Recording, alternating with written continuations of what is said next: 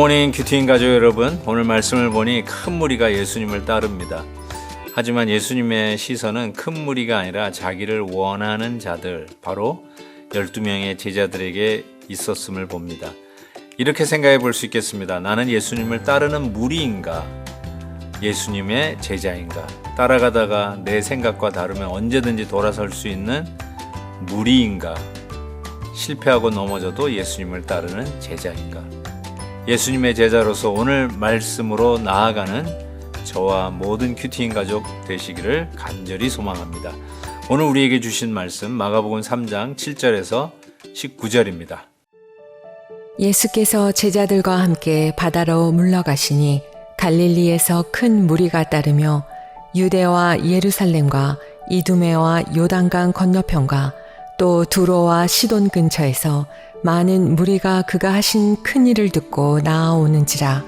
예수께서 무리가 에워싸 미는 것을 피하기 위하여 작은 배를 대기하도록 제자들에게 명하셨으니 이는 많은 사람을 고치셨으므로 병으로 고생하는 자들이 예수를 만지고자 하여 몰려왔음이더라. 더러운 귀신들도 어느 때든지 예수를 보면 그 앞에 엎드려 부르짖어 이르되 당신은 하나님의 아들이니이다 하니 예수께서 자기를 나타내지 말라고 많이 경고하시니라.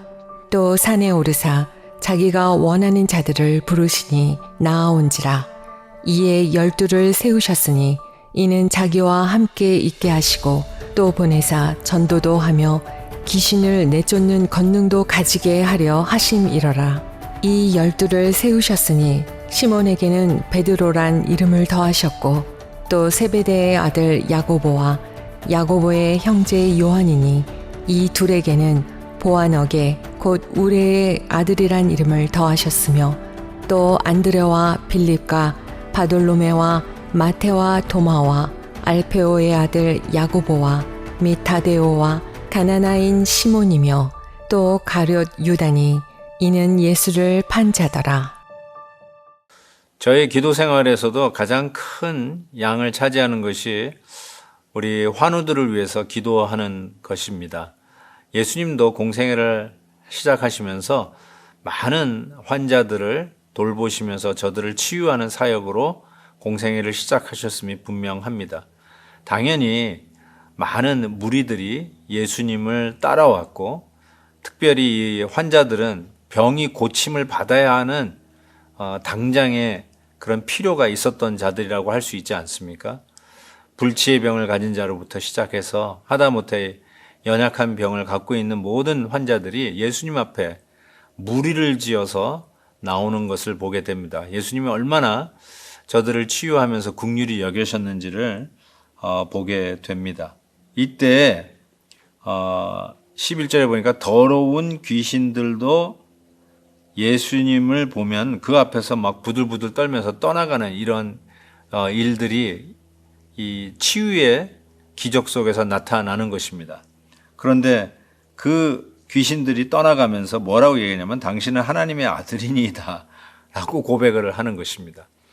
어쩌면 귀신들이 믿지 않는 사람들보다 훨씬 나은 것 같아요. 예수님이 누군지를 알아보는 것이죠.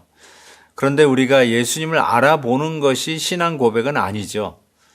예수님을 하나님의 아들이다, 우리의 구세주다 라고 고백하는 것과 그리고 정말로 그 고백에 따라서 예수님을 하나님의 아들로, 아니 나의 주님으로 섬기는 것은 별개의 것이라고 이야기할 수 있습니다. 만약에 고백만 있다면 우리는 귀신이 한 고백과 별 차이가 없는 자들이라고 할 수 있죠. 하나님을 하나님 되게, 예수님을 예수님 되게, 나의 구세주를 구세주 되게, 나의 삶 속에 정말 나의 주님이 과연 내 삶의 모든 영역까지도 다 관장하고 계시는 바로 그 주님인지가 나타나느냐 아니면 입술만의 고백이냐라고 우리는 물어볼 수 있겠죠.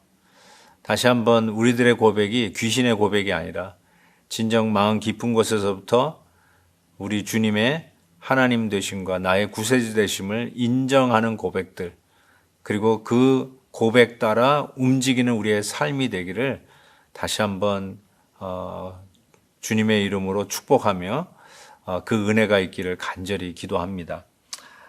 그리고 나서 오늘 본문은 12제자를 선출하는 모습으로 본문이 마무리가 됩니다. 서두에도 말씀드렸던 것처럼 어쩌면 그 수많은 무리들이 다 예수님의 제자일 수는 없었던 것 같아요. 그렇지만 예수님은 이 제자들을, 즉 예수님의 그 라이프 스타일을 그대로 본받는 제자들을 불러서 그 12제자를 통해서 땅끝까지 이르러 이 복음이 증거되기를 원하십니다. 특별히 엘리트 중에 엘리트만 골랐던 것이 아니라 바로 이 주님의 부르심에 나 같은 자들이 예수님의 부르심에 응할 수 있었다면, 써주신다면 감사의 주님을 위해서 섬기겠습니다라고 했던 자들을 우리 예수님이 불렀던 것을 기억을 합니다. 그런데 마지막 부분에 이렇게 되어 있죠. 예수님의 12제자 중에 또 가룟 유다니 이는 예수를 판 자더라 라고 적혀 있습니다. 12제자 중에 전부 다 괜찮은 사람들만, 끝까지 충성된 사람들만 뽑았던 것이 아니라 실은 그 안에 가룟 유다도 있었던 것이죠. 예수님을 판 자가 있었습니다. 실은 가룟 유다만 예수님을 판 것이 아니라 예수님의 마지막 십자가 지는 그 현장에서 모든 제자들이 예수님을 버리고 달아났던 것을 우리는 기억합니다. 어쩌면 우리가 예수님의 제자로서의 삶을 산다고 하지만 주님의 은혜가 아니면, 우리의 연약함을 덮어주시는 그 은혜가 아니면 우리는 지금 이 자리에 있을 수 없음을 솔직하게 고백할 수밖에 없습니다. 정말 내가 누구보다 나아서 지금 이 자리에 있는 게 아니지 않습니까? 내가 누구보다 월등하기 때문에 목사가 됐다든지, 내가 그래도 믿음이 더 출중하기 때문에 장로, 권사가 됐다든지 그런 게 아니지 않습니까? 정말로 예수님의 제자들도 이렇게 시험 앞에서 떡떡 나가 떨어지는데 우리라고야 별수가 있겠습니까? 늘 실패하고 넘어지는 우리들인데 여전히 우리는 하나님의 은혜로 주님의 제자 되기를 원해서 이 자리에 있는 자들이 아닌가 싶습니다. 저는 목회하는 입장에서 생각해 볼 때 정말 교회가 모든 천사와 같은 사람들만 있으면 얼마나 좋겠습니까? 근데 꼭 그렇지는 않은 것 같아요. 그러면서 힘들기도 하고 때로는 어렵기도 하지만 예수님의 12제자 중에 가룟 유다가 있었다는 걸 생각해 보면 한편으로 위로가 되기도 합니다. 사랑하는 성도 여러분, 우리는 예수님의 제자가 될지언정 제자의 길을 가다가 예수님을 파는 가룟 유다가 돼서는 안 되지 않겠습니까? 다시 한번 오늘 말씀을 통해서 우리가 오늘도 이렇게 기도하면서 말씀을 묵상하면서 하루를 시작하는 이유는 우리가 제자로서의 삶을 끝까지 달려가기 위함임을 믿습니다. 하나님의 은혜로 끝까지 정진해서 우리 같이 천국 시민이 되는 우리 하나님의 귀한 자녀들 되시기를 주의 이름으로 축복합니다. 하나님 아버지 감사합니다. 웬 은혜로 나를 무리 가운데 이름 없는 한 자가 아니라 예수님의 제자 되게 해 주심을 감사합니다.